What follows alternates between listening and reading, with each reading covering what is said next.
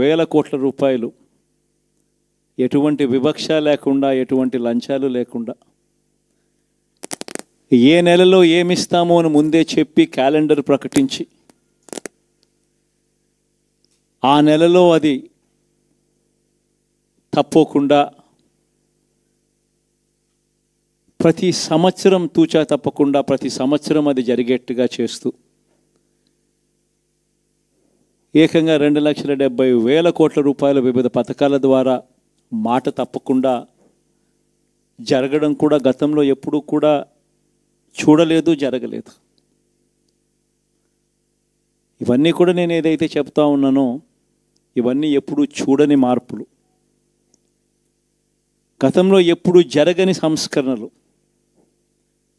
విద్యారంగంలో అయితేనేమి, వైద్య రంగంలో అయితేనేమి, వ్యవసాయ రంగంలో అయితేనేమి, సామాజిక న్యాయం అంశంలో అయితేనేమి,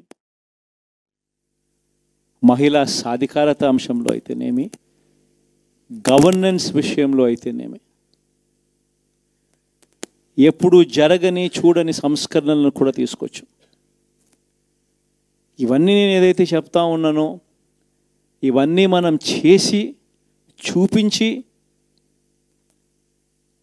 ప్రజల మన్ననలు పొందిన తర్వాతే ఎన్నికలకు వెళ్ళాం. ఎన్నికల్లో ఏమైందో తెలీదు.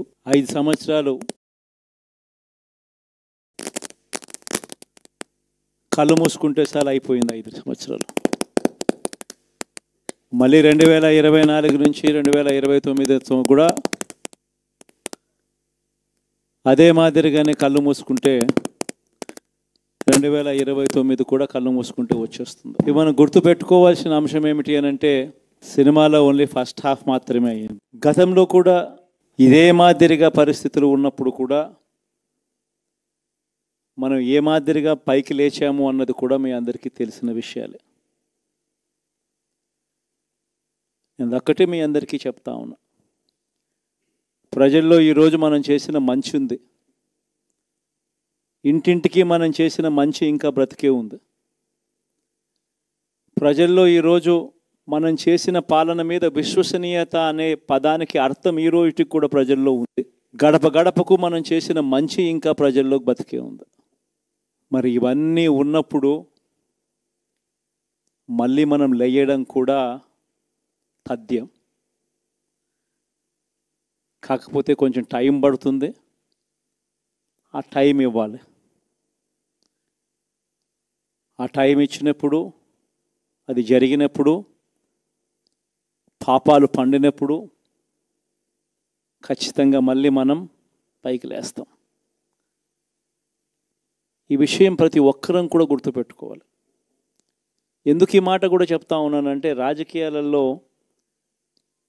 అన్నిటికన్నా ముఖ్యమైన అంశం క్యారెక్టర్, విలువలు, విశ్వసనీయత. ఈ పదాలకు అర్థం తెలిసి ఉండడం రాజకీయాలలో చాలా అవసరం. రాజకీయం అంటే ఎల్లవేళలా అధికారమే కాదు. అధికారంలో లేనప్పుడు కష్టాలు ఖచ్చితంగా వస్తాయి. కానీ ఖచ్చితంగా కష్టాలు వచ్చినప్పుడు మనం ఖచ్చితంగా ఏ రకంగా రియాక్ట్ అవుతామన్నది మన చేతుల్లో ఉంది.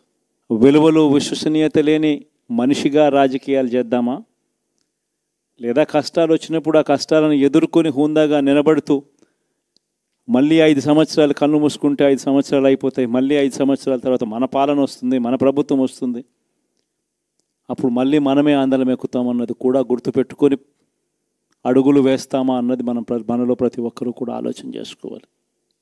ఇదే మన ప్రభుత్వం అధికారంలో ఉన్నప్పుడు కులం చూడలేదు, మతం చూడలేదు, ప్రాంతం చూడలేదు, రాజకీయాలు చూడలేదు, చివరికి ఏ పార్టీకి ఎవరు ఓటు వేశారు అన్నది కూడా చూడకుండా ప్రతి పథకము కూడా డోర్ డెలివరీ చేయించాం. మనం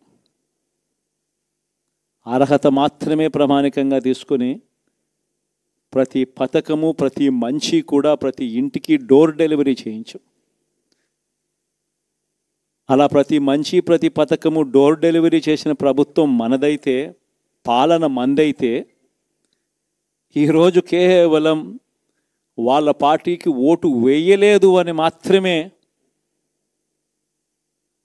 ఓటుకు వేయకపోవడమే పాపం అన్నట్టుగా ఈరోజు రావణ కాష్టం సృష్టిస్తూ ఉన్నారు, విధ్వంసం చేస్తూ ఉన్నారు,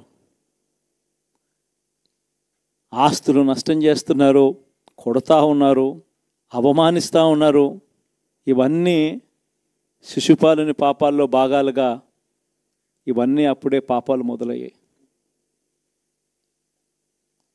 ఒకవైపున మనమేమో మనకు ఓటు వేయకపోయినా కానీ ఏ రోజు కూడా డిస్క్రిమినేషన్ చూడలేదు.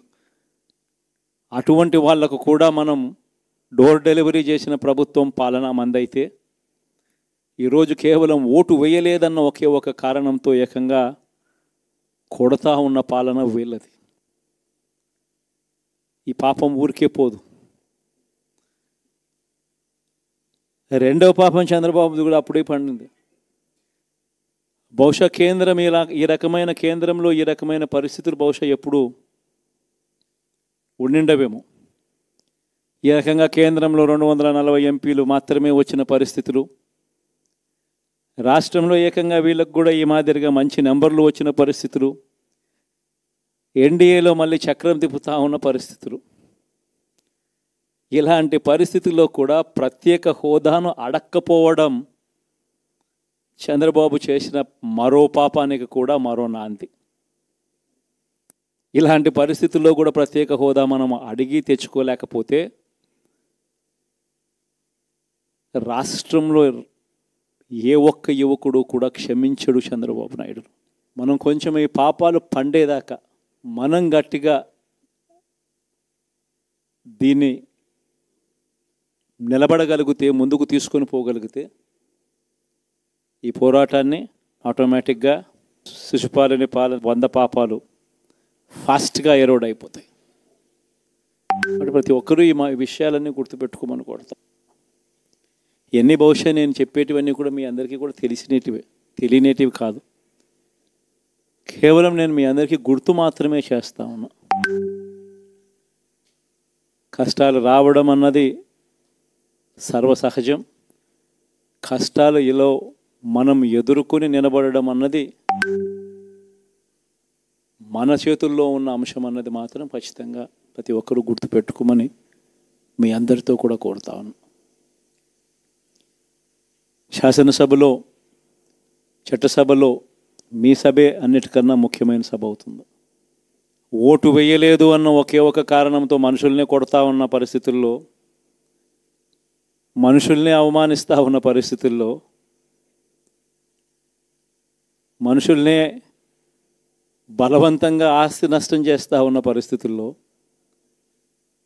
ఇక ప్రతిపక్షం ఉన్నది ఒకటే ఒక పార్టీ, ఆ పార్టీకి అవకాశం ఇవ్వాలా అన్న కనీస నైతిక విలువలు వాళ్ళు పాటిస్తారన్న నమ్మకం నాకైతే లేదు. కాబట్టి మీరు చేయాల్సిన పాత్ర గొప్పది, చాలా ఉంది అన్నది మాత్రం గుర్తుపెట్టుకోండి. రాబోయే రోజుల్లో యాక్టివిటీ లెవెల్స్ అనేది ఆటోమేటిక్లీ పెరుగుతాయి. రాష్ట్ర వ్యాప్తంగా ఉన్న కార్యకర్తలందరినీ ఎవరినైతే వాళ్ళు ఇబ్బందులు పెట్టారో ఖచ్చితంగా వాళ్ళందరికీ మనోధైర్యం ఇస్తూ వాళ్ళ గ్రామాలకు వెళ్ళి వాళ్ళకు తోడుగా ఉండే కార్యక్రమాలు చేసే కార్యక్రమాలు జరుగుతాయి. రాబోయే రోజుల్లో ఇంకా టైం గడిచే కొద్దీ ప్రజల్లోకి వెళ్ళే కార్యక్రమాలు ఇంకా ముమ్మరం అవుతూ పోతాయి. చివరికి ప్రజల్లోనే ఉంటాం.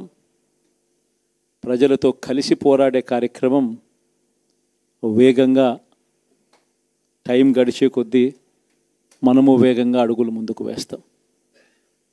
ఒకటి మీ అందరికీ చెప్తా ఉన్నా,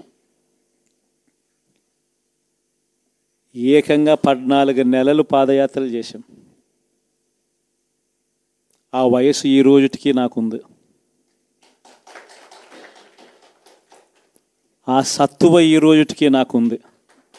కాబట్టి మీరు మాత్రం ప్రతి ఒక్కరూ గుర్తుపెట్టుకోండి, ఆ టైం వచ్చేదాకా మీ పాత్ర చాలా కీలకం. ప్రతి ఒక్కరూ ఈ విషయాన్ని మాత్రం